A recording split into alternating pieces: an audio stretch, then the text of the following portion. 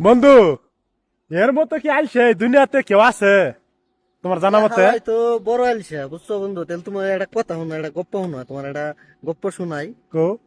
এ, এক গ্রামে মনে করো যে দুইটা বন্ধু আসছিল, ঠিক আছে? হ্যাঁ, হ্যাঁ, মানে দুইটা বন্ধু মনে করো যে গ্রামের মধ্যে শ্রেষ্ঠ আলসা, কোনো কাজ কাম করে না, মনে করো খাওয়া দাওয়ার নাম নাই, ঠিক হ্যাঁ, আছে? সারাদিন মনে করো হইয়া হইয়া খালি ঘুম পারবো।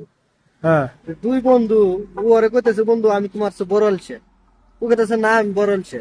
তো এইভাবে কথাবার্তা কইতে কইতে একটা হ্যাঁ। গাছের নিচে আচ্ছা, শুয়ে পড়ছে দুই বন্ধু, কথাবার্তা কইতে কইতে শুয়ে রয়েছে। রাস্তার পাশ দেখাইতেছে একটা কুত্তা, আচ্ছা। কুকুরটা যাইতেছে।